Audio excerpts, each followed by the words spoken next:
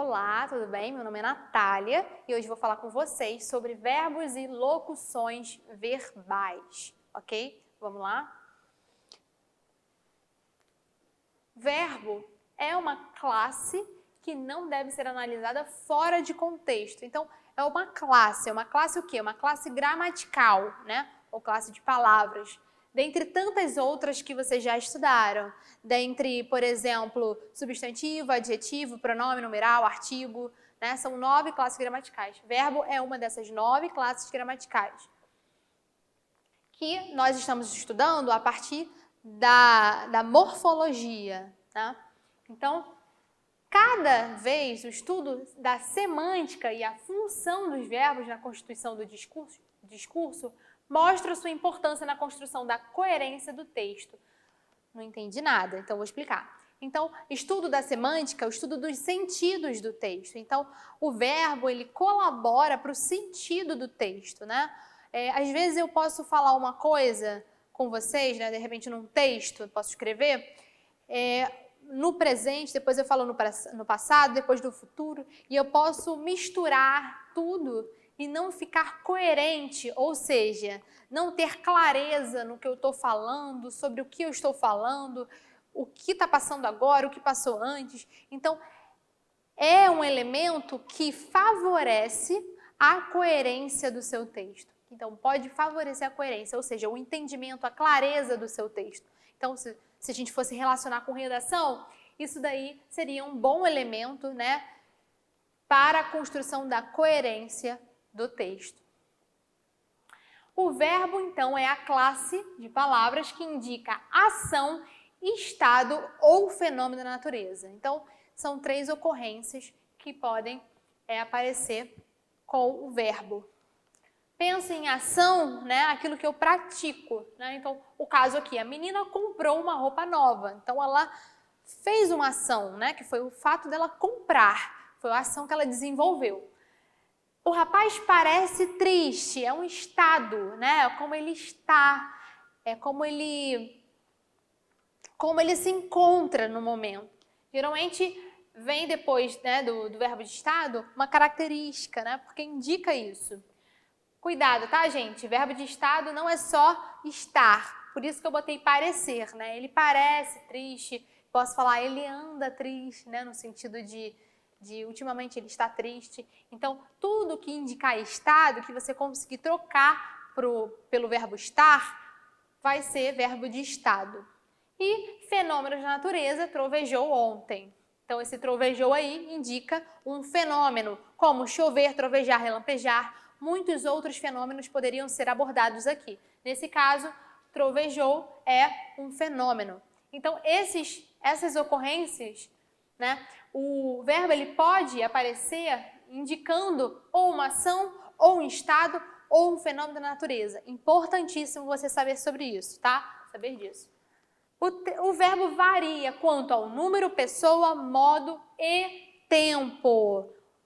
Olha só, nós temos os modos. Então, o que é número, o que é pessoa, o que é modo, o que é tempo? Não entendi nada, professora. Então, modos. Quais são os modos verbais que nós temos? Eu tenho modo indicativo, subjuntivo e imperativo. Eu não tenho somente o verbo indicativo. Cuidado, ok?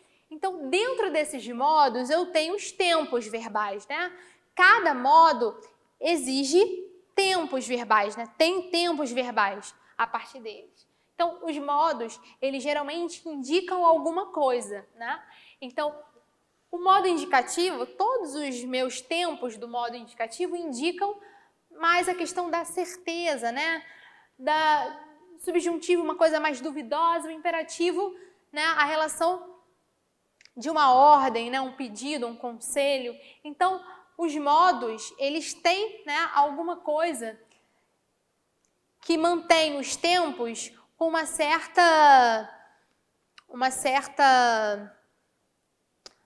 um certo sentido, né, semelhante para que eles possam ser agrupados em cada modo. Então, os tempos do modo indicativo são presente, pretérito perfeito, pretérito imperfeito e pretérito mais que perfeito. o mais que perfeito a gente usa bem pouco hoje, né? Mais nos nossos livros mais antigos, né? A gente encontra mais. Futuro do presente ou futuro do pretérito. Então, esses são os tempos, né, do modo indicativo. É o modo mais complexo, talvez, né?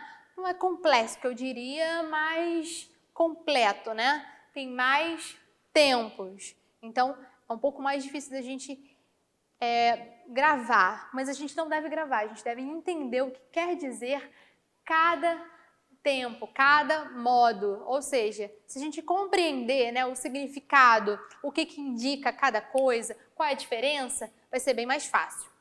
Subjuntivo. Subjuntivo eu tenho presente, pretérito imperfeito. Perceba aí, não tem pretérito perfeito, é só imperfeito. E futuro do presente, não tem futuro do pretérito, é só futuro do presente. Então, são esses três. Bem mais fácil de gravar, né?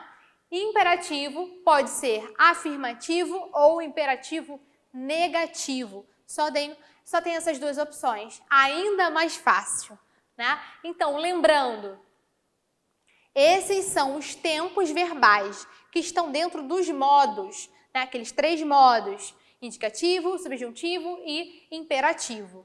E os tempos, né, nós vimos aí, de cada um deles. Pessoa, o que é pessoa? Pessoa é primeira, segunda, terceira pessoa. Primeira pessoa, eu e nós, né? Segunda, tu e vós. Terceira, ele e eles, certo? Então, pessoa é isso. Pessoa, né? Número é singular. É só lembrar, número, né, pode ser mais de um número ou menos de um número, né? Então, no caso, singular, se for só uma pessoa, né, só uma coisa, e plural quando tiver mais.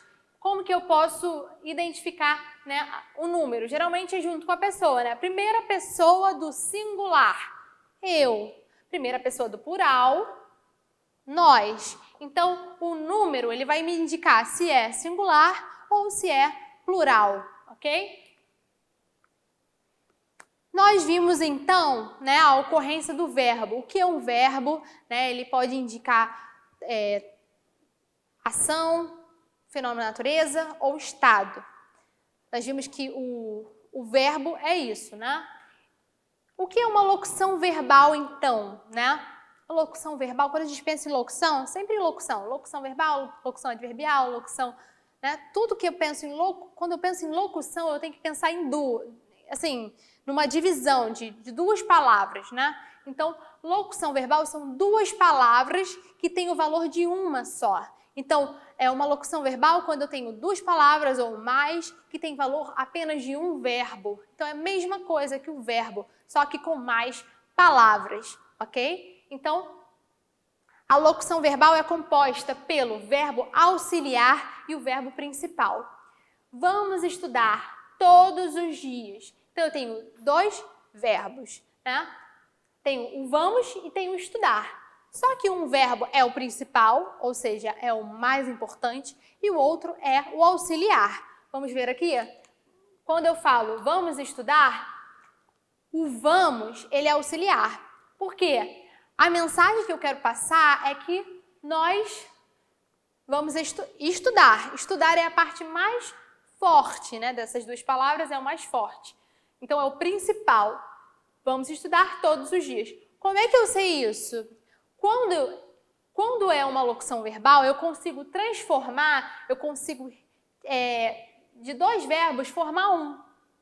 Se eu conjugar o verbo estudar, eu poderia falar, né, estudaremos todos os dias. É a mesma coisa do que vamos estudar. Hoje em dia a gente usa muito a locução verbal, a gente acaba não conjugando os verbos e a gente vai usando várias locuções, né? Então, locução verbal aqui, ó, vamos estudar todos os dias. Mesma coisa aqui, estudaremos todos os dias. Se eu consigo transformar esses dois verbos em um, eu chamo isso de locução verbal, tá? Porque um é principal e o outro é auxiliar. Obviamente, o principal vai ser aquele pelo qual você vai conseguir conjugar depois que, né, depois que você juntar. Exemplo 2. Estudei vendo televisão. Vamos lá. Estudei vendo televisão. Ver e estudar são verbos. Os dois são verbos importantes, né? Não dá para eu falar, não dá para transformar esses dois verbos em apenas um. Não dá. Se não dá, não há, né, um verbo auxiliar, ou seja, não há uma locução verbal, porque os dois verbos eles são necessários na frase, não dá para eu juntar e conjugar. Logo, não há uma locução verbal aí, ok? Então, só é locução quando eu conseguir transformar dois em um, quando isso for possível, ok? Em uma locução verbal, né, o verbo principal está sempre em uma forma nominal, ou seja, o que é uma forma nominal? Lembra? Infinitivo, gerúndio, particípio? Exatamente. O gerúndio termina com ando, né? O infinitivo termina com a, era ou ir, ou o particípio que termina com ado ou ido, enfim.